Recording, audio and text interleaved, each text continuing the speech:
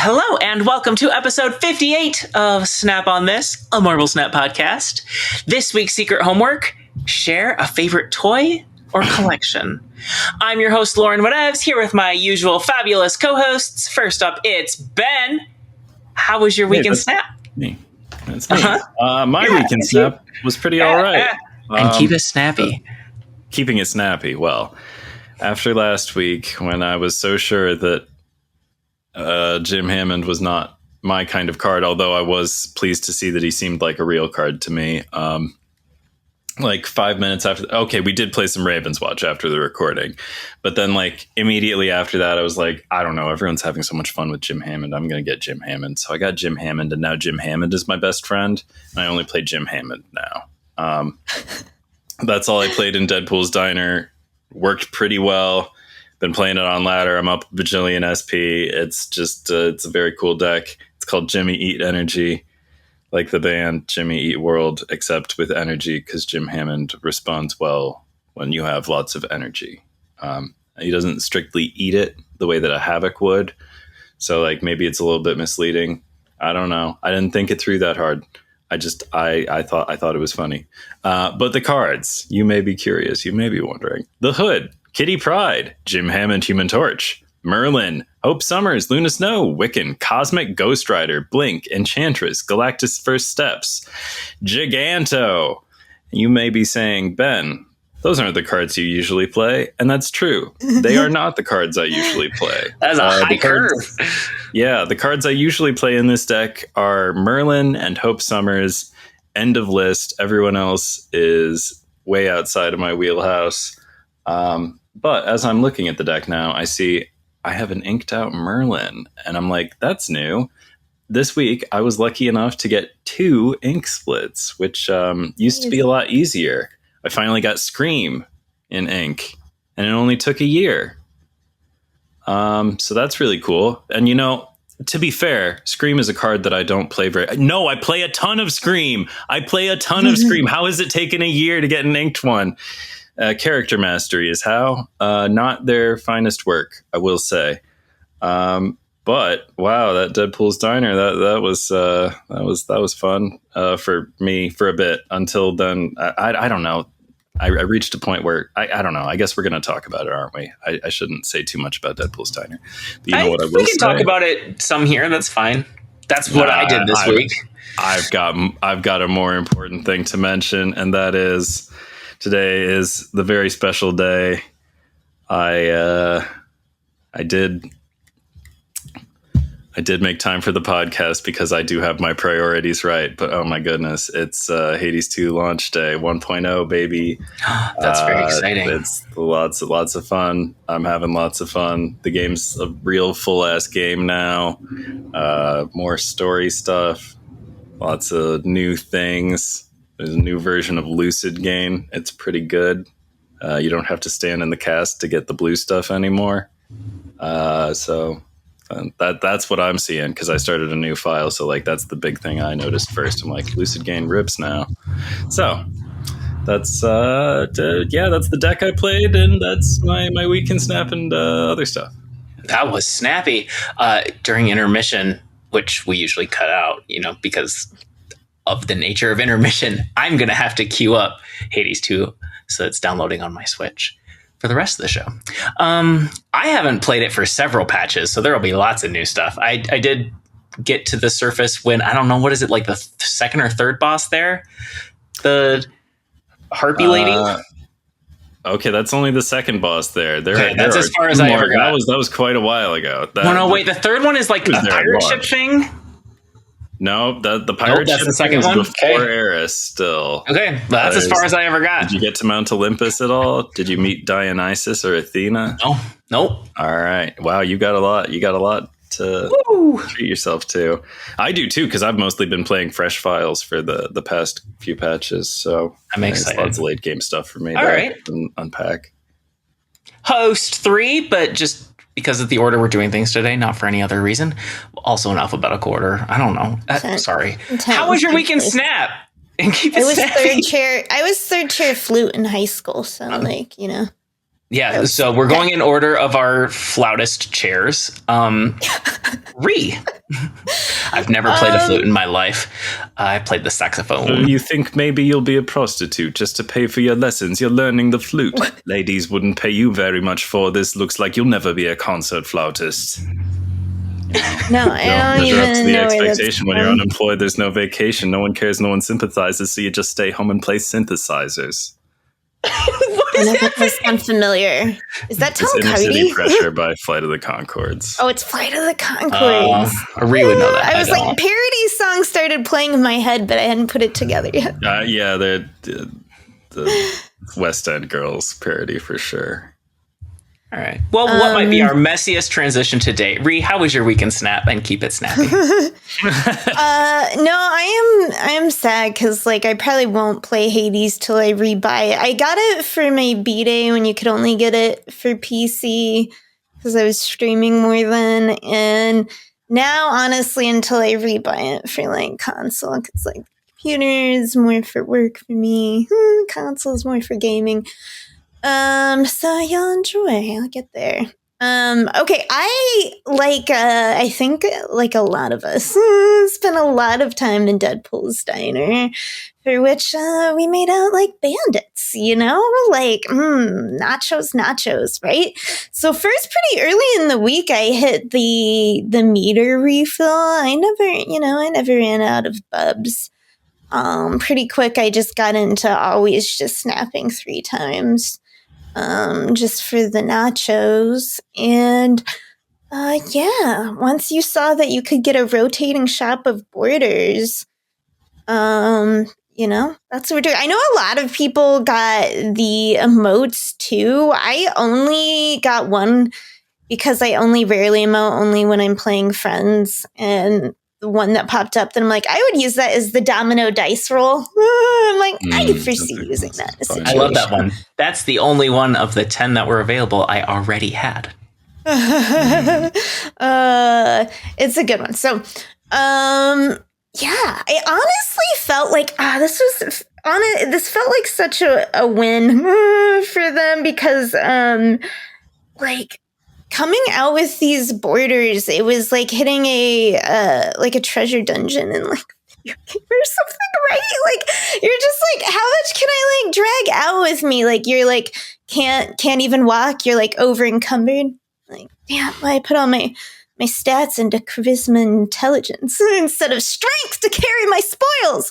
But right, and it felt good because when it's like when I didn't want to grind, but it's like, oh, rainbow borders. We're getting all 12 rainbow cosmic borders for sure. But it's like, skip a green neon, and it was a good feeling. Okay, so we'll talk more about that later, but that is pretty much what I did almost all week. And I went back to a deck that I talked about 2 weeks ago, called Existential Dread. And I shared it right as an OTA was dropping that nerfed 2 cards in the deck. That was Negasonic Teenage Warhead and Elias. And I was like, okay, well, I still really love this deck.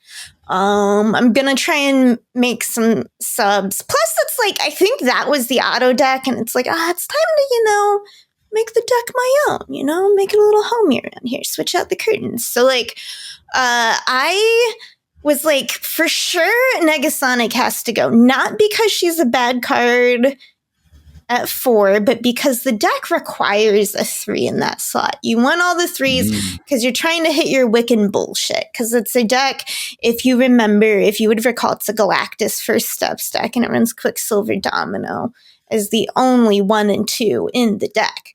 So it's like, you really want to hit that 3. So I first tried Rocketing Groot, didn't feel great, to be honest.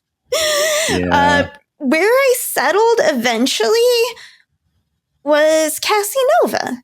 One, because when I first put her in, there's a lot of kings, going around, like juicing up those decks. So like, she's just an instant win against some things. And what I found was really fun was Silver Surfer first steps. He was mostly in the deck for Wiccan, But it's like, people hate. It's like your opponent hates this one weird trick. And that's when you Cassie Nova them and then Silver Surfer steps them. So they get like the double whammy on that. And it's a great use for when you like didn't draw the Wiccan or whatever, which is obviously a lot of times your first choice, depending. Then for Elias, and I don't even think Elias losing the points was necessarily too bad. It might still be fine for the deck was doing, but I wanted to take the opportunity to just try something else anyway. And when I'm looking at the sixes, of course, we saw Emperor Hulkling, and I'm like, if that isn't the perfect thing to drag, especially it balances out for me. It's like how like everybody I don't really honestly drink anymore, not because I'm opposed to alcohol, but like I just can't deal with hangovers and shit anymore. So, but like back when I was drinking, because everyone was drinking so much IPAs, to try and karmically balance things out, I would try to drink more like stouts and, I think it goes, other varieties. But anyway, and in this case, this deck has such rigid structure with Quicksilver and Domino is always your 1 and 2s, that like Emperor Hulkling is that satisfying, like, something different every time.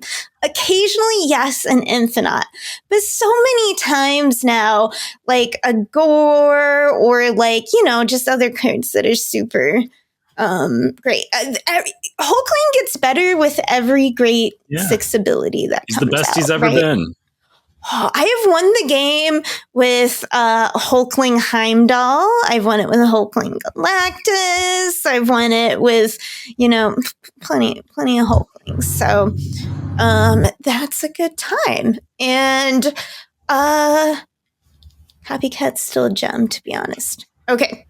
So that was, that's what I did. We'll talk more about Deadpool later. So yeah, Lauren. Yeah, I mean, I'm not going to get through a week in Snap without talking about Diner. That's how I spent most of my time. If you looked at playtime on events, I think this might be the event I've spent the most time in. But I don't know if that means it's my favorite because it's not time gated the same way that like Showdown and Grand Arena are. So I played it a lot. For me, it felt like proof that an unranked mode would be great because the asymmetrical snaps, it meant that retreats happened less often. And I still retreated plenty. Like if Scream and Kingpin, I just retreat in that matchup because I hate it. Regardless of what I'm playing, it's the matchup against me, not the matchup against my deck. I just don't like what that deck does. I'll stay in if it's on my ladder climb, but other than that, I'm whatever. Mental health first. And I find I'm happier when I am not playing against that deck. I didn't mean to talk that much about that. But, I was just retreating when it felt like a lost cause. I got my 3 snaps in. I would give my opponent a chance to do their 3 snaps. I'd ask, snap. And, if they did, great. And if not, then sorry for giving you a partial credit on your mission. But still, it's a more fun game when it's going to the final turn more often and letting that play out. You get to choose your own stakes. I don't think it's as competitively interesting. So I wouldn't want that to be like the permanent case for ranked mode. But for some other mode, I would love a mode where we get to see the game play out more often. And I think Diner did that very well. I played the auto build Nimrod deck almost the entire time. I did swap out Surge for Mr. Fantastic. It's not really the best choice. The best choice would be a 2-cost Mr. Fantastic, but that's just, not an option anymore. I think it might be Nico is the better choice. Because Surge, you just so rarely get 2 hits on this deck because of, it's a high curve deck. Anyway, here it is, because I tell you auto build Nimrod doesn't mean it's the one that will be built for you. You may not have these cards. Kid Omega, this is the one people ask me the most about replacing, and I think you don't need him, but he makes this deck both so much better and so much more fun because the sequencing is really interesting. Carnage, Magic, Venom. Here's where the flex slot Mr. Fantastic First Steps is. Deathlock, Shuri, Phoenix Force also makes this deck extremely fun and flexible. Symbiote Spider-Man, Black Panther, Nimrod, Arnim Zola. Phoenix Force surprised me. I used it more and more as I got more comfortable with the deck, and it just it lets you kind of mix up your sequencing. Like, am I gonna Zola or am I gonna Carnage Phoenix Force? It changes which two lanes I end up in. Anyway, I don't consider myself a Destroy player at all, but this particular flavor I find to be super fun. So I don't know. Check it out if you haven't, especially if you've got a Kid Omega or Phoenix Force that's just rotting in your collection. Really I have both of those. Yeah. I'm so jealous of your Maria Wolf magic. She's got blue crackle too, and it's beautiful. I rock Maria Wolf on anything that has Maria Wolf. She's my number one. Great. I do have lots and lots of hips, but Maria Wolf's my number one artist in the game. Okay. That's vast majority of how I spent my time this week. I ended up with 15,000 nachos and a million bubs, and it's I bought 9 emotes and so many borders. So I don't want to act like it's easy.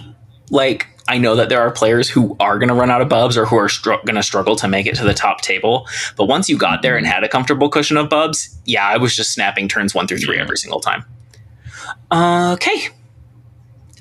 This week's card, or last week's card, new thoughts on Jim Hammond, Human Torch. We already did hear a bunch of that from Ben, but either of you, new thoughts on old Jimmy? I do have new thoughts about him. Okay. He's really cool. He gets pretty big. He doesn't always get pretty big. Sometimes he'll get pretty big even if you play him on 4. One cool thing about him is your opponent has no idea how big he's going to be, but you have a very good idea how big he's going to be. Because you see what you've got in your hand. You know whether or not you're going to hit Wiccan. And hey, sometimes the correct thing to do with him is polymorph him with Merlin, because you should be playing Merlin with him, because they're friends. They don't play one. I mean, you can play Merlin without Jim, but you can't play Jim without Merlin. That's my thinking. Very flexible card. Just in the deck that I was playing, there are 2 big ol' 6ers. You got your Galactus First Steps and Giganto, and it's really cool to have another threat. And very often players will overreact to the Jim Hammond. They'll see Jim Hammond as a huge commitment to a lane, and it's not always true. But on the other hand, if they ignore Jim Hammond, if they just let you stick your Jim Hammond on Kiln or whatever, and they put down some middling amount of power there, then yeah, sure, lean in. Just once in future, a million things. Hope it up. I really like Jim Hammond. Very fun card, and he does reward you for doing a thing that's already good to do. And cards like that they tend to be good. Yeah, I like this one a lot. I like that it's low pressure, and if you don't play his game, it's fine. He's glad you found a card you like. I need to play him more with Merlin, because I'm not a huge fan of Once and Future, and I know I've learned from you I need to be more of a fan of Once and Future. But adding Jim Hammond might help me deal with that. Okay. I really this deck is one of the better decks that I've built in recent memory. I would give this one is one to give a try, especially if you don't like my other decks, because this one is very different from my other decks. That's true. Yeah. I don't know if I read them off. 1/2 at the start of each turn, +1 power for each bonus energy you have. You might have figured it out from all the context clues. And then this week's new card, we have got 2 because Danger became widely available in Deadpool's Diner. But first up, Warlock, our Series 5 release, a 3/3 activate. For each unspent energy, give a card in your hand, -1 cost. Did you get him? What did you think? I'll just lead off and say the animation rules, both when you're dragging him and when he's lowering the cost of things. Well, that's good. That's exciting. I plan to get him. I haven't gotten him yet. Okay. As you recall, I was really interested in this card, and I was well, I spend 6K tokens, and I decided no, but I am going to roll and see if I can just get him. So I rolled, and I got Moira. It's in my head now Moira that I can't X. say her name. Yeah. Can't do it. Okay. I got her, and then I'm like, okay, but I had enough for another roll. So I'm like, we go again. And I didn't. I got Warlock. Okay, and I was very wrong about Warlock going in Spider, which I should have realized if I'd really been paying more attention, because Spider is more about skipping one energy potentially on multiple turns, and Warlock's more about a big skip on one turn. Yeah. So I quickly shuffled him out, but okay, super bonus. Safety listens to the podcast. Okay, which I know he said before, but I don't assume everyone does, every time. And I had heard me mention Blink with Warlock and made a deck. Safety, if you're listening, you're still my favorite deck builder. So it's oh, that's so exciting to get a deck, a deck idea that I certainly didn't pull off. Yeah, so it's got, okay, to sell you on this deck, and I just found it today, so I haven't really gotten to play it a lot, but I will share it anyway, because it is a safety deck, which automatically means worth. And it has, to sell you on it, has Kitty Pryde, Blink, and both Galactuses. So what fun. So I will share the Warlock Blink deck that I couldn't build, but nevertheless seems amazing. I did roll the auto Warlock deck to get just a little bit of experience, and it's that was fun. I love a She-Hulk. It's Warlock only makes that better. So, did you play any with him, Lauren? I tried him in 4 different things, and he turned out to not be as flexible as I expected him to be. I expected him to be kind of a Sarah replacement, and not that Sarah can go everywhere, but he's buying you 5 extra energy for the next turn. But the thing is, if it's spread out across a whole bunch of cards and you can't afford them all, you're losing out on discounts. And I think I knew that, but I don't know. He just he has disappointed me. I've been surprised at how not good he is. And I think a lot of times when we get big ideas about cards, it's because we're thinking of taking them to the extreme. What's the coolest thing we can do with Warlock? It's we can use them with She-Hulks and make them free. We can use them with Infinite because we're skipping that turn anyway. We can use them with Sunspot because we're skipping that turn, and soak up that energy. And I'm usually doing the middle of the ground, practical, reliable thing is actually better for the card. But what I've seen with Warlock is a lot of people saying no, you kind of have to play him with Sunspot and She-Hulk.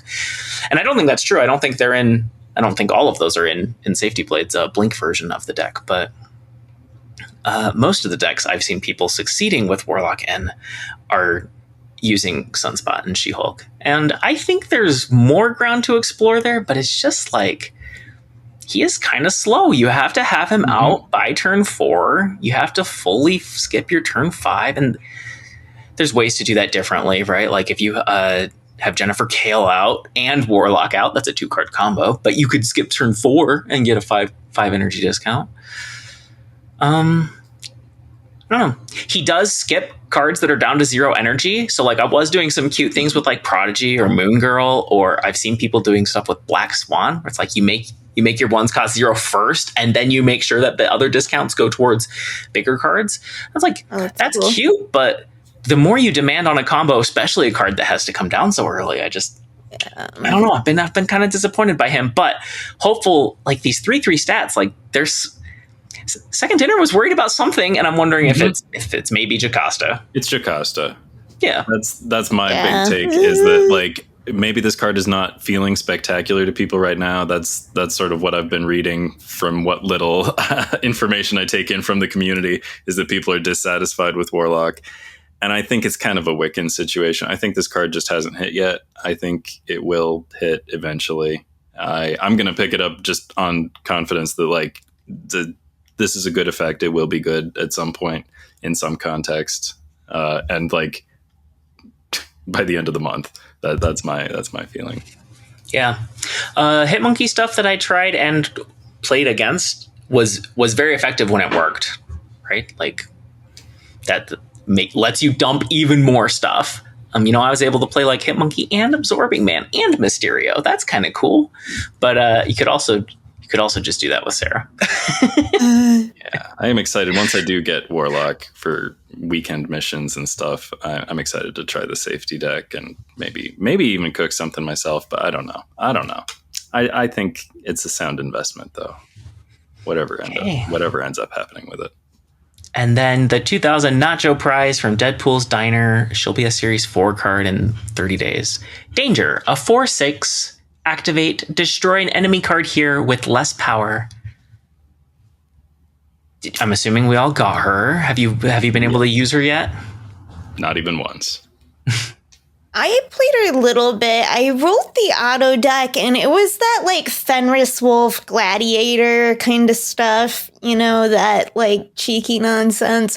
And I played it into me, and I didn't even really end up playing her. And I played a couple games, didn't end up getting her out. And I'm like, okay, but I see what the deck's about. You know what I mean? I see what she could do in it.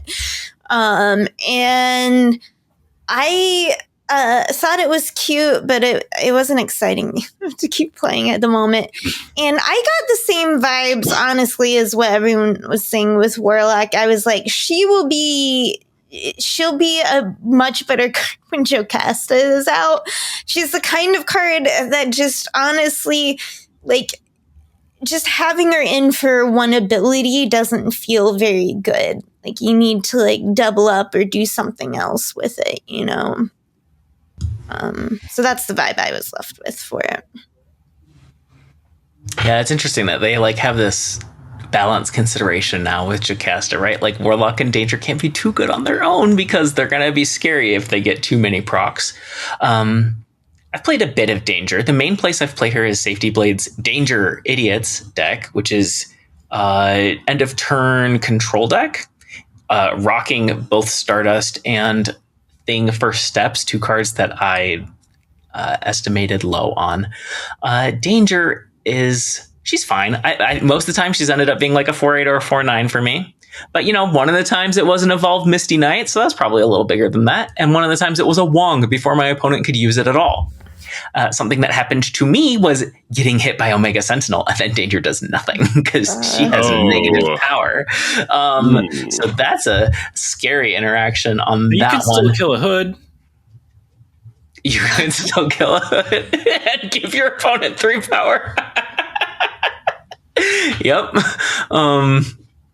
Anyway, this deck, Danger Idiots, is very good. I got through 2 entire gold conquests in 7 games last night because opponents don't want to stay in. I was very surprised. I was snapping turn 1 every game, partially because of time and partially because I have Deadpool's Diner habits now. I was like, wait, I'm in gold contest.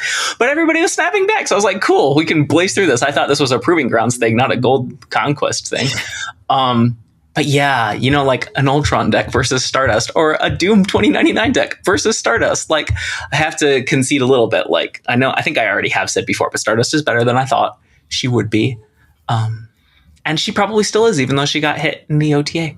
I'm not going to read it off, but check it out. It'll be in the show notes or video description. Danger Idiots, very good deck. Or go to Safety's Blue Sky or Twitter. He just came back to Twitter and posted this deck. And go to his Blue Sky, though. Don't do that, please. Don't give Elon more money. I really wish that we could get the whole community over to Blue Sky. I know I'm still active on Twitter, but it's only because that's like that's the main place where I do my content creation, and that's where it gets seen. There's just so much more eyeballs on Twitter than Blue Sky, and I guess that doesn't change if nobody jumps ship. Anyway, next week's card, Jocasta, 3/3. Activate. Immediately activate your other cards here. I think we've had a team answer that says that this will work even on cards that have already been activated. Yep, we have heard that. Which is exciting. I was like 50-50 on that because of the way this is written. Like, it should work, but also like it's not super clear. But yes. This feels like Invisible Woman First Steps. Like, right, it's going to be one of those weeks where all of a sudden it's like she's going to like take over and there's going to be all these activate decks. That's what it feels like to me anyway. Yep. Yeah. I mean, she only needs like one good hit to justify being a 3/3, right? Like, if you get an extra hit on Omega Sentinel, she's a 3/10. Yep. I don't hate that.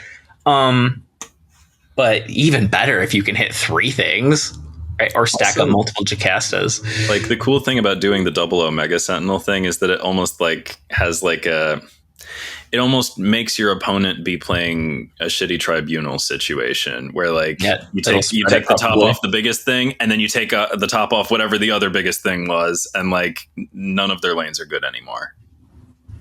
Yep. I think she's going to be super fun, and definitely the sort of card you want to get because it will be relevant as future activate cards come out. Yep. I'm excited. I feel like there's tons of clip opportunity here. I've been like trying to pre-do the math. Like, if there's 2 Jocastas, I think that means 4 activates. And if there's 3, I think it means 15, which is a weird number, but anyway. I'll have fun with it when we're no longer in the Jocasta meta. You need to get to hipsters. Mm-hmm. You can still be a Jocasta hipster. Just use it with different activate cards. Okay. Yeah. Wait, does Ghost wipe out activate or end of turn? I can never remember. End of turn. Okay. Super Adaptoid is the one you're looking for. Wait, who is? Activate Rogue. Super Adaptoid. Oh, who comes out? Okay, the week after, like they do. Okay, right. It does a rogue thing. Wait, is he next? I think he's next week too. Yeah, I think so. Together, yeah. Vibe check. It is good that they released the tech card, at the same time. Don't have him in the show notes. Please hold. Blah blah blah. Super Adaptoid is Series 4, I believe. Actually, it says limited time event. We're not getting another event, are we? Oh no, are we playing High Voltage for Super Adaptoid? Oh my god! Oh, sorry, I thought it came out the week after Jocasta. Maybe it does. I don't think there's any card after Jocasta. All right, live checking. Somebody go read the season blog. Schedule. We can cut this out if we need to. No, Super Adaptoid is it says the week of the 18th. Now I'm confused. Oh, it also says the 30th. I think he's just series. Oh, I think he was going to be in Diner, and then they changed their minds. Like, I think even early screenshots might have shown that. But now he's just Series 4 on Jocasta Day. 3/5 on reveal. Steal the text from an enemy activate card here. He's fine. He'll definitely be good while Jocasta's popular. But also, do we think the rules, like, if Jocasta can use a spent activate, he can steal a spent activate, right? Definitely. Yeah, he's just stealing text. He's stealing the text. Not the activate charge status thing. But better if you steal it before they can use it. Surely, yeah. Still. Cool card, relevant. 3/5 is good enough stats that even if your opponent doesn't have an activate card you don't like, you're not super mad about it. Yeah, I think expectations are low for this card, but I think it might surprise people a little bit. 3/5 is just kind of it's pretty good stat It's line. the stats that make me like, he's going to be just fine. Okay. Deadpool's Diner. We've each talked about it a bunch already, but just wanted to, vibe check on it. Did we like Diner 3 better than 1 and 2? Yes. Yeah. Sorry. Okay. Whenever you say vibe check, I'm like, I need an immediate answer. I'm like, that's not really what Lauren's looking for. But I know. For some reason, that's what the words say to me. Let's just talk about the gameplay first. Check should be quick. I'll stop saying it. Did you like the gameplay more? Yes. Less competitive, certainly more casual friendly. It felt better. So one of the things that had felt bad, if I recall talking about the first one, is like you would do all this grinding and your bar would go up barely at all. You know what I mean? And part of that was baked into the big bursts and stuff, but it felt bad, as I like to say about games, is how they feel is like kind of the whole thing. It's a game. Yep. Anyway, so, and this one, it's like, because there were like the shorter tables, because people were staying in more. So you would get more of your 3 snaps and all of that. People wouldn't retreat like the first time you snapped, and stuff. So it was actually a bit easier to grind. And then when you won, the bar was like, woo, and that's what you like to see. Like, over halfway the next reward. Yeah, let's get that next reward. Play another game.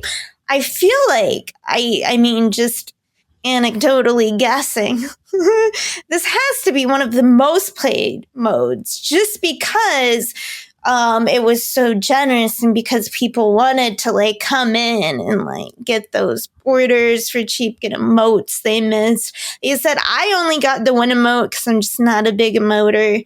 Unlike real life. And, but a lot of people, who would never spend the gold on it or whatever, this was their chance. And, some people, I think, are it's too generous, but it's I don't think so. It gave, it felt good because I could opt out when I went. My saddest times were when I'm I remember the night it was what is it? I'm Rainbow Cosmic Borders. I got to get all 12 of those. And I hadn't stacked up enough nachos. And so I'm playing it late at night, but I kept forgetting to snap. Oh, yeah. All 3 times. I really did not like that, your snaps didn't roll over. Yep. I really wish they would roll over. Because, sometimes people retreat on you, too. And then, right. then you've got, 2 snaps. And now it takes double the number of games to get the same amount of nachos. Exactly. And it was just because, I just forgot because I'm not used to snapping 3 times late night. So, but I think this is great. It gave a lot of people who didn't have a lot of these things the opportunity to get to stack up a bunch of stuff they didn't have. I finally have enough borders where I'm thinking about bordering out a deck or just giving things border. I used to hoard them, and they needed a W, and I think this is a good W. I think a lot of people played, and a lot of people didn't stress. And if people didn't feel like playing it, then they didn't have to. But I think a lot of people were coming back of their own accord far after the meter, and it felt good. It didn't have the bad feeling of a grind because your time was being so rewarded. You're this many games equals this in a way that feels like I'm earning something with my time, the way a game does instead of a job, where it's measurable and immediate, why we play games. Anyway, so yeah, thumbs up for me. I have especially for how much I hated it. And the generosity and how okay. I historically have never applied a border even once, and I still haven't, but I did get a lot of the borders. I didn't buy any emotes, but I bought a lot of borders, and I will say I'm now, I think, more likely to at some point actually spend 400 tokens on a border I need to complete a set of something for some I think this has actually made me more likely to purchase a border at some point for real. Although really, I just want to finish my green glyph border set from Sanctum Showdown because that means something to me because I enjoyed all the ass kickings I was. The memories. It's about the memories. But about the generosity, I've heard some speculation that this was a big old whoopsie, as they seem to have a lot of big old whoopsies with limited time modes, or they have in the past. And I'm not sure whether or not this is a big old whoopsie, because I think maybe they knew they needed a W, and maybe this was them trying to do a sure thing, just flooding it with generosity or whatever. But if indeed it was a whoopsie and a bank error in our favor, there's this school of thought that's why they do the more player unfriendly things down the road. Surely there will be an equal and opposite reaction to that. But I have difficulty believing that, because if this is a big problem for their bottom line every time they do a whoopsie and they're too generous about something, I can't help but think that Occam's razor the simplest and most like straightforward solution, answer, fix for that or whatever is hire someone who cares and can like find their butt with both hands. Like, how is that not the direct solution to, we keep accidentally giving too much stuff away, we left the shop unlocked, don't, like, hire someone who remembers to lock the door. That's what you do. You don't raise the prices on the customers, you hire someone who locks the door. So like, I don't think that it just doesn't make sense that like, oh, well, that we should accept that because they were so nice by accident. Okay, like none of it makes sense. Backtracking slightly, that is such like, you said that and I'm like, that is such a millennial view. Like, did something good happen? We'll pay for this later. Like, you just can't have good things happen. Yeah, Okay. It's a grim time. And yeah, I don't know. Maybe it was intentional, and they wanted us to be flush with borders and feel like, that's the thing. I think it may have been. And for once. Yeah. I'm in the camp that it was meant to be more generous than typical events, but that it still ended up far too generous. I got Danger in 5 hours. Like, if I was playing, I wasn't playing since rollover, but if I was, I would have gotten her in the first rollover. Lauren, don't like you. That's such a step on me, mommy like attitude. No, 5 hours is like over a week for a casual player. Okay, I'm getting to that. So as a player who played a lot, I was having fun. Things were cheap. I got away with at least 50,000 gold worth of prizes. I bought 9 emotes. I bought tons and tons of borders, a bunch of variants. It could be closer to 100,000 gold. I haven't done the math beyond for sure, at least 50,000, which is crazy.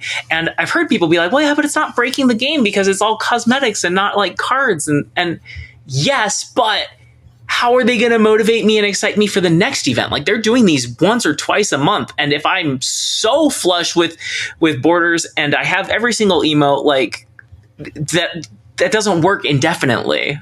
I do think it's a good idea to give somebody so many borders that, like, all the hoarders, we play video games. Some of us are like, you hold on to all of your potions because you don't want to use them up. You don't know when you need them. Final boss. Uh-huh. Yeah, and then you end up using none of them. Like, it's a game design problem. And so all of us who are doing that with our borders and just never using them, like, it's good to give so much that breaks that people are like, okay, fine, I'll finally use some of my borders. But I think basically it happened because there's no time gate on this mode, right? High Voltage has time gate through the missions that refresh once every 8 hours, and that's where like 95% of your volts come from. And the other modes have tickets. And so this mode was very hard to balance for hardcore players versus casual players. But it was more friendly to casual players because it let them put their time in when they have it. Whereas even as someone who plays more than a casual person, I really hate it. I was like, I don't want to log in earlier in the day. That's for other stuff. Having to log in 3 times a day to knock out some missions feels terrible. And for some casual players, it may be that they're just going to play on the weekend and they don't, have time. So allowing people to have that time to when they have the time and still get to participate in the mode and stuff, Lauren, I think you were for sure in like way up in the top percentile of people extracting value from this mode.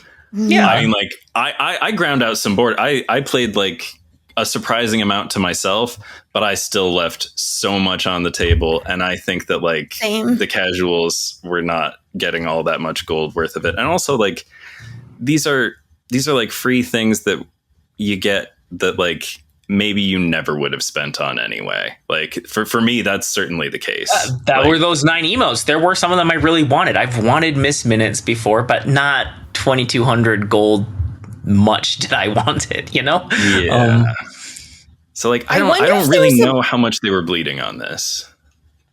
That's fair. Yeah, I wonder if there's a point with casual players where there, because this is what happened to me. You know how there's that, like, it's like the vibranium offers or whatever, and you'd click in and you'd get like 2 tracks for free, and it was like a minor amount of like credits and boosters.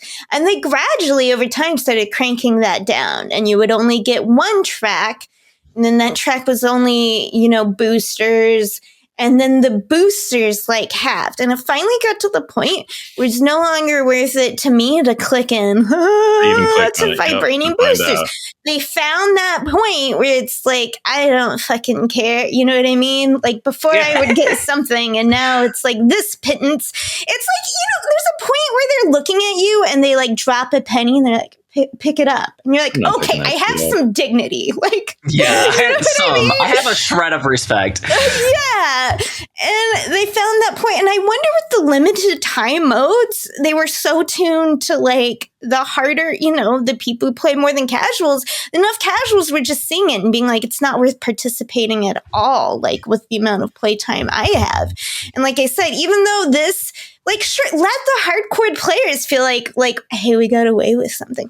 Oh, there's this once where, like, the Talenti, like, ice cream tubs, the giant ones, were accidentally priced, like, wrong for, like, $2 or something a piece, and they're normally, like, 12 or whatever.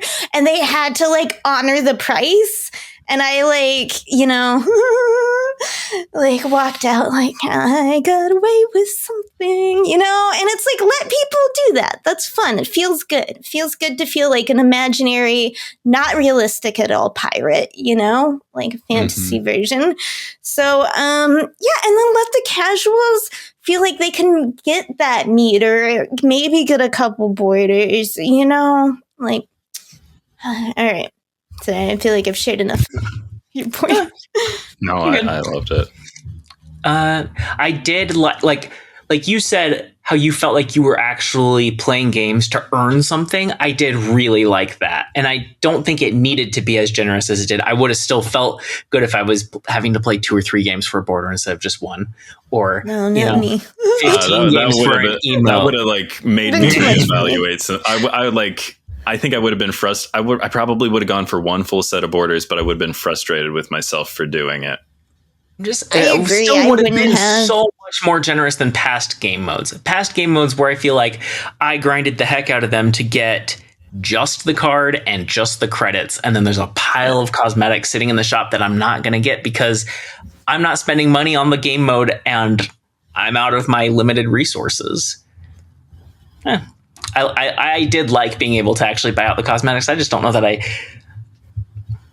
I don't know that I needed to be able to buy out the shop. I liked buying out the shop, but I would also be happy if, I buy out 2/3 of the shop. That would still feel pretty good. Okay. Shall we talk about today's OTA? They reverted the robot tech takeover. Say that 10 times fast. Most of them. Killmonger, Cosmo, Shadow King, Alioth, and Red Guardian are going back to how they were before. Negasonic Teenage Warhead and Enchantress are staying right where they are. Enchantress is a 5/8, and Negasonic, I don't know what she is, a 4 something. 4/6, I haven't played her since. 4/6 or 4/5. I don't remember. Let me double check that. Okay. Well, and then Shang is going back to 4/3, but is keeping that he only kills 1 enemy card there with 10 or more power. And still a random one. 4/5. Thank you. So, thoughts about this set. I personally like that Shang is only destroying 1, but I think it probably should be the highest power card there. I wish that were the thing. But I'm fine with this. Same. Okay. Yeah, I'm kind of glad to have some of these tech cards back. Well, but you know what? I missed you. There's one of these things that I'm more than fine with, and that is Enchantress staying at 5/8. I've been loving 5/8 Enchantress in the Jim Hammond deck that I've been talking about all episode. Yeah, I've heard that from a lot of people. Oh my gosh, she's a gem. What a winner. She feels more like a lane swinger, right? Mm-hmm. It's only 2 extra power. It feels so good to like blink her out when you like, oh, I'm just loving blink in that deck because like it's so easy to know like, well, it's this or it's this, and like sometimes if the this or the this is Enchantress or Cosmic Ghost Rider, they're the same picture.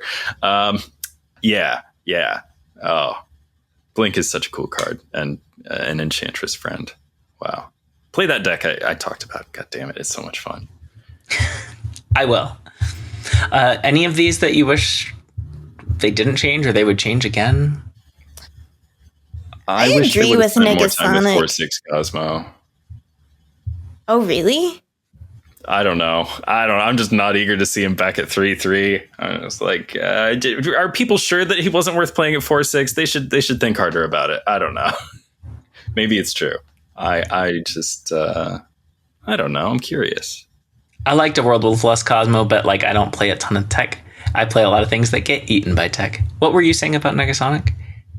Oh, just I agree with them keeping her at 4. We were seeing her a lot before the change in a way that was fun. And she's more fun. I think she's even more fun to play when she's less in play. So, you know, Killmonger is the one that I wish they kind of did like a half step on. Like, what if he destroyed cards at the other locations? Like if he did 2 out of 3 locations. I like that. Lauren, that's good. I like that a lot. Every single one is huge. From Electra. Shits on that makes it cool too. He shits on zoo decks so hard. And of course every deck has like some cards that just eat them alive, but I think Killmonger does enough good stuff proactively. Mm-hmm. I don't know. I think a 2/3 Killmonger could be great. Yeah, that's so elegant. They should do that. And I am liking now that you said it, that it gives more distinction from Electra. Okay. There were also other changes. Colleen Wing ate a nerf. Goes from 2/4 to 2/3. They said she's the highest winning discard enabler right now. And I think they wanted to hit an enabler because all the discard decks are doing well. Something like that. I know you have opinions about this one, Ben. I do. I think it's a bunch of horse shit. That's what I think. I think Colleen Wing makes sense at 2/4 and makes less sense at 2/3. I guess I'll just tell the listeners what I told our private chat, and that's that they should have hit something else. I don't think taking a point from a small enabler will solve the discard problem. If they insist on hitting an early series card, should have been Morbius or even MODOK again. Colleen's stat line has somehow always made sense, and I think the team should be wearing that as a badge of honor, not throwing it away to protect Bullseye or whatever. Her effect is not so hazardous that she deserves to be like Luna Snow Atuma overstated, but like she easily qualifies for the same 2/4 as an Invisible Woman or a Cloak or a Doctor Strange. It should at least be an interesting decision whether or not you play your generated Colleen, but at 2/3 she's rarely going to feel like an actual choice. As a general rule, I think it's just good for small cards in particular to make sense in a vacuum, just to like add up, and especially so if we're talking about early series cards. And I just don't like that they did this to Colleen. She's a cool card. Okay. I liked your argument that like 2/4 is like compelling enough that sometimes you play her when she's generated. Mm-hmm. But also I just like there's a lot of discard cards that are overstated, like discard is a downside when it is almost always an upside when you're playing it on purpose. Hey, Colleen, sometimes you have to hold a Colleen because the cheapest card in your hand is Dracula, and it's like true. That's not what your deck is doing. Like, she is a little clunky from time to time, even in a discard deck. Yeah. I didn't have a problem with her at 2/4, and maybe that's the point where it's like, you know, they say that she's the highest win rate or cube rate or whatever, the highest stats enabler, but like if people aren't upset about it, then maybe that's not the place to hit. Let's hit Gambit, is what I'm trying to say. Sure. And Bullseye also. Yeah, they could give Gambit like a different stat line and he would still like make sense, but they could like shake things up. Like, what if Gambit's 4/5? I don't know. I'm a fan of Activate Gambit. Treatment. Activate Gambit is also a good solution, I think. Agatha goes from 6/14 to 6/12. She's just been doing well, and she's not the downside she used to be. Yep. Makes sense. Stardust 4-7 to 4-6. Pretty sure you called this one. Yes, I recall asking in exasperated disbelief, but why is this card 4-7?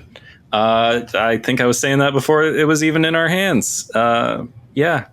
I may even have called the specific. I may have said that it would happen by the end of this month. This particular nerf to 4-6, and yep.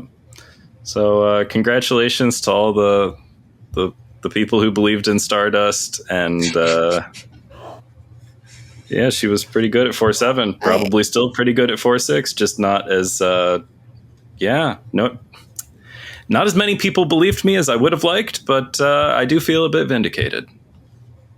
I don't know. I agreed with you then and now. You did. Ree was a believer. Yeah, and I I've played her this entire time. She's in existential dread, and she hits so much stuff, and people forget. People just don't even know. And you forget about locations. So, blanking on the name, but the one that operates like old Lockjaw, where to swap one out for your deck. Quantum Tunnel. Yep. Thank you. Quantum Tunnel. So right with Prio and stuff, which my Galactus First Steps deck is kind of about getting if you want it. You can have that for yourself and then throw out the Stardust and throw off their whole game 6 plan with that. I've had that stuff just disappears, like destroy deck if you get it down. Brute, just so many decks, even just one piece of it. I even getting a point knocked off, I would not take her out of the deck I've been playing her in. Yeah, I think she will still be good. She was one of the cards that held down the fort during the tech apocalypse. Yeah. Sure. The meta didn't really slip that far into solitaire castle building, and I think she and Mobius were part of that. Buffs. Vision goes from 3-2 to 3-3. Totally makes sense to me. I don't know what they're going to do if this makes her too easy to snowball, but I think it's worth trying. Yeah, I don't think it's going to be too much.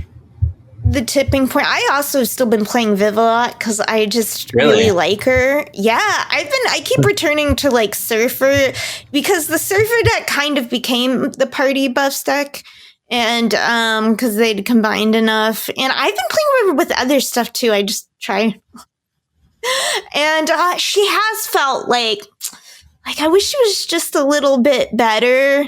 And there's some point where she's too good and she gets played too much. But I'm excited for this because I still have played her quite a bit.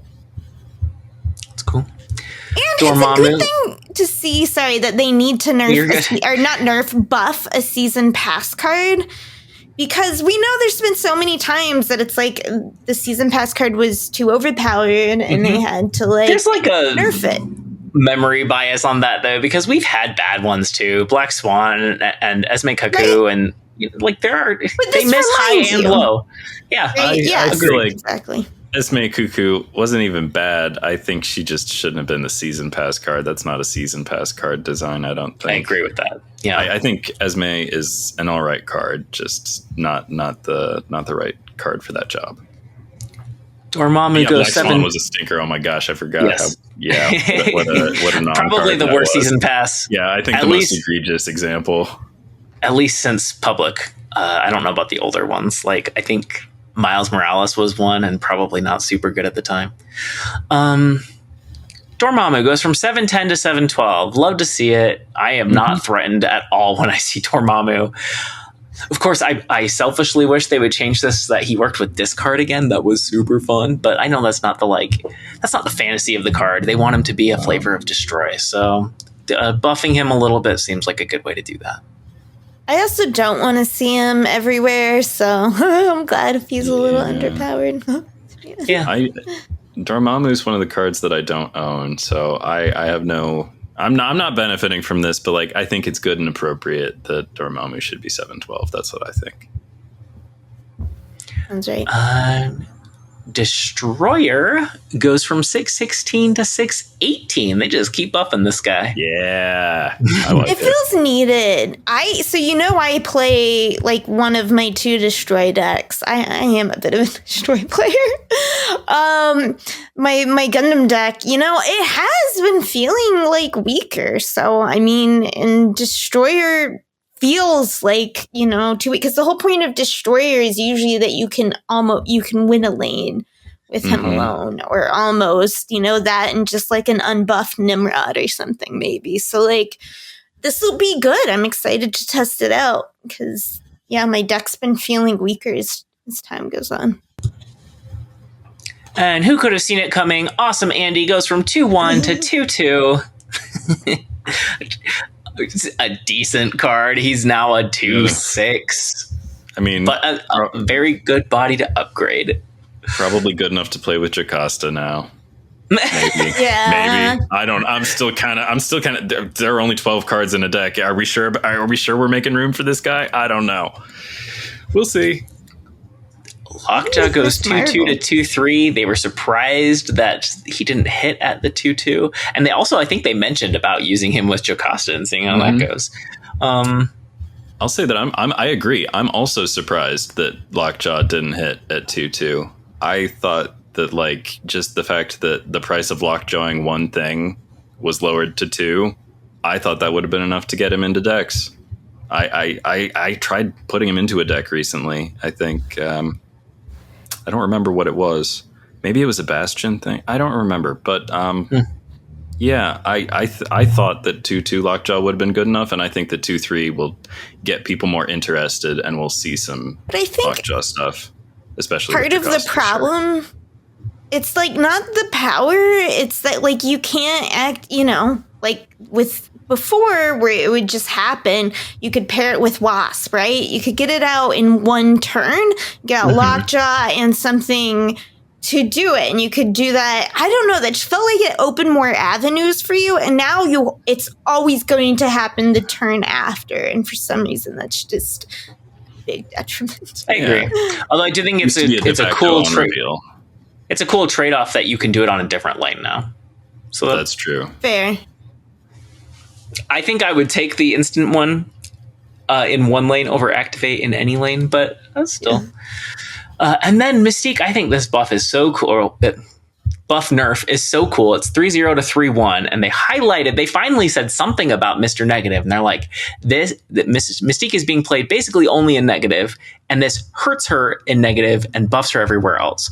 Notably, she will not be pulled by Jane Foster if she's flipped in deck. I like that a lot. Yes, me too. Oh my gosh. She's still a Ravonna card. Yes, she is. I don't know if 1 power is enough to make her playable where people weren't already playing her, but I like to hear that negative's on the radar. Yeah, for real. I've been facing a lot of negative, and I did beat one with my Spider Bay deck, so it's like, in Conquest, sorry, for Gold Conquest, but in general, it's tough, right? It's pretty easy for them to trigger. And so it's like you have to so hard rope them, hope they're the kind of player you can yoink into more cubes when they don't draw that negative. Yep, you have to snap really aggressively against negative, and I just think that deck's gotten super consistent. Yep, too consistent. For a while now, in fact. Yeah, I'm surprised it's taken so long for them to say anything about it, but maybe it's something that's only affecting higher ranks. Not sure. I don't know. That's a good question. Definitely a menace of conquest. On to our side quests. We were going to be playing Title Tussle this week, but Rhea isn't feeling well, so we are going to keep this short. First up and only, secret homework. Rhea. Okay. I assigned secret homework. It was to talk about a favorite childhood toy or collection. And because, like I've always been interested in toys, probably because I couldn't get the ones I wanted when I was a kid, but I watched a lot of commercials. So I've always loved that, Netflix has been like the toys that made us and all those kind of shows I've always been interested in getting. So that's where it came from. I am shortening up what I was going to talk about because, I'm not feeling very well. Wouldn't do a good job if I wasn't feeling very well. But I did want to, keeping it short, I was thinking my relationship with toys in some ways, like the toys I had made me fans of things I'd never seen. Like for one example, my mom would get us like toys from garage sales a lot, and she got us some Ghostbuster toys. So I was a huge fan of Ghostbusters, and I never ever saw the movie when I was a kid. Not ever until I was an adult, and then I had trouble paying attention. And it's like I don't have the nostalgia for that, but like but as a kid I'd always be like, I love Ghostbusters, and like sing the song and everything. And I think the lack of toy, there's this one time when I was a kid that I always remember. My dad was getting like his physics PhD at like a university in Illinois, and we all lived in like this basement apartment. It was like no light, and we didn't have any of our toys or anything. So all we had to play with were like some stuff my mom got from like a garage sale nearby, and it was like these White Castle balls that used to be able to get. They were little like neon threaded black like plushy balls, and there was like a couple building blocks, and there was an old man Barbie. I don't know why they made a Barbie doll out of it. It wasn't probably branded Barbie, but it was like that style. And but we played with what we had, and we played one game I remember that was like turtles and birds or something, where it was just like we'd all get under blankets, siblings, and there was like this whole, but it was like this whole, how kids do, where you form this whole ritual of play. Like one of our ritual plays was like called Orphans, where you'd start out in the orphanage with the mean orphan lady, and then you'd escape. Because every kid wants to be an orphan, because you only have like these nonsensical ideas of what it means. From, like, yeah, I mean, they make it look pretty fun, right? And in the movies, you're Annies, and you'll sing songs and stuff. Even when times are bad, you'll still sing a fun song about it. Yeah, and then you get rid of your because you're a kid, what you think are your garbage parents, and maybe get some rich ones instead. Anyway, but that was one of our original play, and it was this whole like sequenced play, or maybe I don't know if that's just things I get involved in, or all kids are this way. There's many things in my life where I'm like, we all, right? And it's like, nah. These experiences are universal experiences. Yeah, and one play was this is an older one.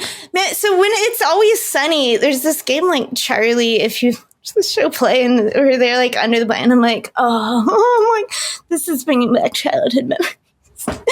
Anyway, so yeah, I don't know, just some thoughts about toys to keep it short. That was me. Lauren, share something. Oh, right. Ben is assigning new. Okay. Well, I was going to talk about a rock collection, but you made it sound like it's more about toys was really your goal. So I picked a different toy to talk about. There are a few that I could talk about, but I think perhaps Beanie Babies would be the quickest way to give some insight into my childhood. I had a lot of stuffed animals and felt extremely attached to them. They all had names, and I don't know if I would go so far as to call them like my children or imaginary friends. It wasn't quite that, but like I was really attached to them. There was one time I remember I left Snip. She was like a Siamese cat or something in the locker at swim practice. And I realized halfway on the way to the church where Boy Scouts was happening, or Cub Scouts probably at the time, that I left her. And my mom was like, well, we can get dinner or we can get Snip. And I absolutely chose Snip as a no-brainer decision. And we played lots and lots of imaginary games with them, with my siblings. My sister who is 5 years younger than me. I had a forest themed bedroom. Why? I don't know. But that's what my mom decided. I liked animals, I guess. That's cool. Yeah, no, it made the glow in the dark ceiling stars slightly more appropriate. Not that they need to be appropriate. No, I had some of those, and they were not part of the theme. Yeah. My mom sewed a bear rug. It was like a stuffed animal bear rug, not like a ferocious thing. It was very cute. Anyway, so I had 3 fake pine trees in my room, and I pretended that they grew these beans that let you talk to your beanie babies. And so that was something I fostered a lot with my sibling, who was 5 years younger than me, enough that the imagination, there's a lot of trust there, and that game could just run away with having a psychic connection to the beanie babies. But we did, mostly it was sweet conversation type imaginary games, but also sometimes we would just stack up piles of beanie babies on opposite sides of the basement and wail them at each other. That was also a thing you could do with beanie babies, is use them have a fight. Ammunition. Yeah. And of course there'd be a few precious ones that would be set aside. My favorites are the collector's ones, or the ones I'm attached to the most. I ended up collecting a lot of birds, and at some point just decided that was my thing. So then going forward, most of the beanie babies I chased down were birds, like toucans and turkeys and parrots and puffins and stuff. Anyway, I still have 2 boxes full of them, and some of them got used by my child when he was younger. Ben? Oh, is it me? Yes, I suppose so. All right. Well, I had several things that I thought of. I hate to use the example that was given, but I did have some Lego, not Legos, because it's Lego. You have Lego bricks and such. Did love that. Also had some Kinects. Also had some robotics. Everything that wasn't Lego had to have an X in it. Because I guess it was the 90s. You know how it is. Or how it was, more accurately. So I like, toys where you can make things. Another very important toy of my childhood was paper. Really liked paper. Drawing on things.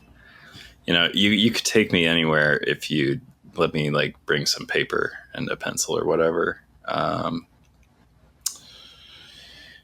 not the greatest visual artist in the world, but I do all right, and I enjoy it, and it brings me peace when I do it. Should probably draw more in my everyday life. That's pretty cool. Let me see. I talked about constructing toy things. The Lego. I talked about the paper. The third thing. This one I thought of sort of late in the game, but whatever happened to the backs of cereal boxes? Backs of cereal boxes used to have activities on them. There used to be some literature on the back. It wasn't always great. Wasn't always deep. Wasn't always. I don't know, but it's gone downhill. I still enjoy a breakfast cereal from time to time, but gone are the word searches and the activities and the spot the differences. Is you want to see something really grim? This right here is a box of s'mores loaded. Got this at Aldi. Oh, that looks like such delicious dessert. That's exactly what it is. It's a dessert cereal. And so what do you suppose is on the back of s'mores loaded? This took me a very long time to realize that maybe it's arguably wordplay, but this is just the grimmest shit I've ever seen. Livin' cereal rich. No. Livin' cereal rich. Show us how you live cereal rich at livinloadedcereal.com. I would have never guessed that. You will never accumulate any wealth. The best you can do is eat cereal that lets you pretend to be wealthy for a moment. That's so bad. Grim is that? Oh my God. So yeah, bring back the word searches. Get rid of whatever this dark shit is. Oh, I guess some macarons. Okay, but I meant to end on the paper and the drawing. I just that was just something that like came to me midway through the recording, and I grabbed that on the break. But next week's homework, in great secret. This is not as secret as some secret homeworks have been because it's highly predictable. Because that's right, Marvel animation. Back at it again. They've done it, folks. Marvel Zombies. I guess the whole series is out there. We're all going to watch the first episode if we think we can bring ourselves to do it. No press, except yes, press. It's secret homework. You have to commit, I suppose. Yep. I watched it last night. We're all watching at least one episode of Marvel Zombies. At least one episode. You are allowed to watch more. Also, extra credit. This is where it ties in with the paper. I used to draw a lot of zombies when I was a kid. So draw a zombie if you want extra credit. Be a Marvel zombie. Okay. Be a general zombie. I don't know. I think it's fun to fall folks for the draw the folks where the body parts are falling off and stuff. It's I don't know. It's more fun than drawing a person who's all there. That's what I think. Nice. The closest I good ever way came to get out of half. Sorry, go ahead. No, you go ahead. I was just gonna say that's like such a good way to get out of drawing hands. Which, if you draw people, I mean, like, trying to get you should do one just to don't run away from hands entirely. Give them one hand, but yeah, absolutely stump it up on the other. Maybe drop a couple fingers. Sorry, no, you're fine. Maybe I've drawn a zombie before, but I don't think so. And I drew a ton as a kid. But when I was in high school, I think it was like 11th or 12th grade, there was a contest to make anti-drug posters, and I had a rat smoking and getting absolutely stomped to shit by a cat. Just one cat paw and the rat cuts everywhere, and it just said, "Don't smoke." Oh no. Oh, dear. Anyway, that was my lovely art. I don't think I won the contest, but it's okay. I was in 11th or 12th grade. I didn't care anymore. You should have won the contest. I don't like that very much at all. It gave a great message. Don't smoke or you'll get stomped by a cat. Anyway, if you liked what you heard, and it's okay if you didn't like that last bit, like, comment, subscribe, rate and review, etc. The comments can go to YouTube, Spotify, or the Speakeasy, which is our little corner of Discord. You can chat with us and maybe share some of your secret homework of your own.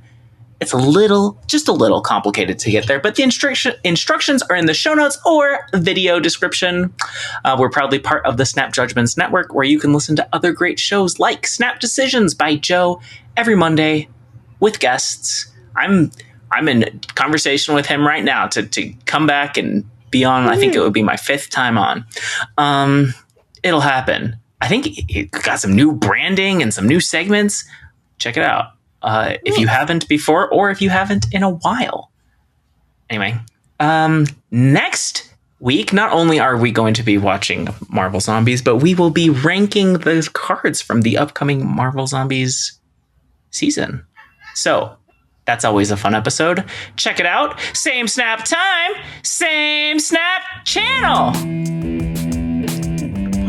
Oh man, I won my school's Dare essay contest. Oh hell yeah! There's my essay in front of the whole school. Oh, Dare is so funny. It's like, I get high, and I'm like, no, I get high on life. It's like, oh kid, that doesn't. Dare. Wasabi. Oh, wasabi. You're a star! He's ready to be done being a star now.